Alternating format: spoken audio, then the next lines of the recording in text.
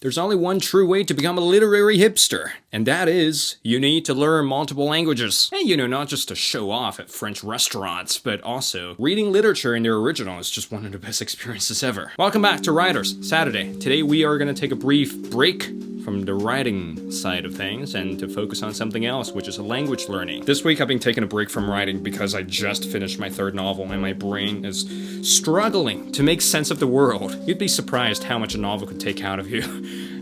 Once you finish it, you just want to go run out in the field, run out into the rain, and never come back again. So in this 1 week, I had a lot of opportunity to do a whole lot of things. For example, taking a break, for example, rewatching some of my favorite movies, and, for example, learning a new language. Language learning, it's a crap ton of fun, but you need some basic pointers to get you started. For the past 7 months, I've been a part of a French introductory class at university, and I dare say it's one of my favorite classes of all time. And just the process of slowly making sense of the words on a page from a French novel, slowly understanding a piece of movie or a piece of theater, getting from point A to point B, from not knowing a word to, kind of making sense of what the hell they're on about. That journey in itself, it's a pretty satisfying journey. And that brings us to the first thing that you need to watch out for if you want to learn a new language.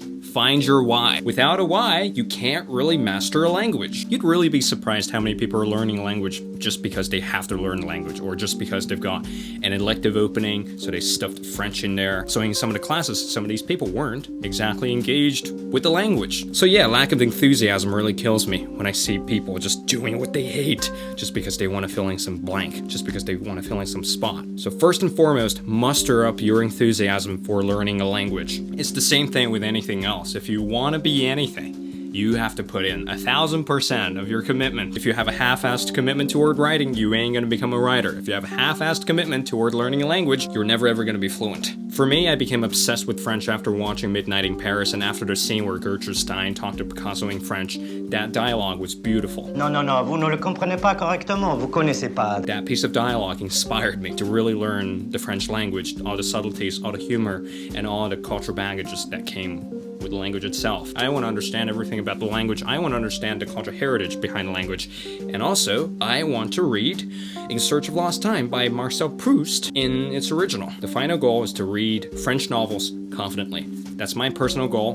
What's yours? Find your why and put in 1,000% commitment, because language learning is pretty damn hard. The second thing that I've learned is that you absolutely have to practice this language on a daily basis. Language learning, to boil it down, it's all about repetition. If you hear something over and over and over again automatically, or not exactly automatically, but over time, you can build up a web of associations, of meanings, and that's exactly what a language is. But to do so requires daily practice, and that practice takes a little effort. That practice takes a little consistency, but I'm sure you can do it. Personally, I use the language learning app Babbel on my phone every morning as a part of my morning routine to really get that French in my head. If I slack off for a day or two, I can just feel that the language is kind of slipping away from me. And that sort of defeats the entire purpose of learning a language in the first place. And following up that tip, with learning a language, you also have to watch out for the sources of your input. Learning a language just isn't all about grammar, per se.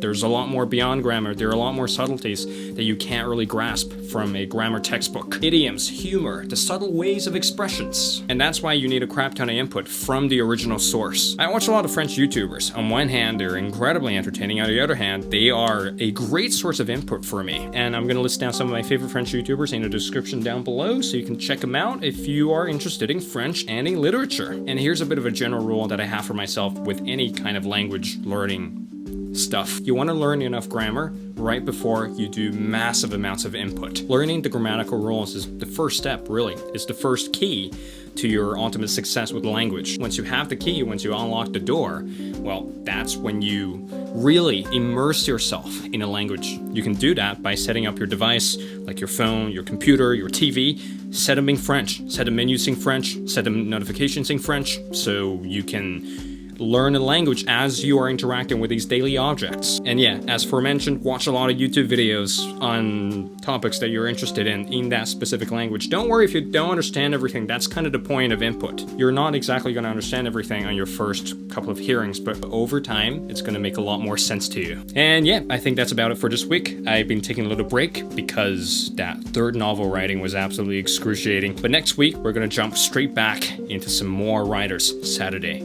videos. That's all I have for this week. If you haven't signed up for the newsletter, I would urge you to do so. A new issue is on its way later tonight. It's going to get delivered to your inbox, and look forward to it, basically. Then again, RC Waldun here, and I shall be signing off right about now.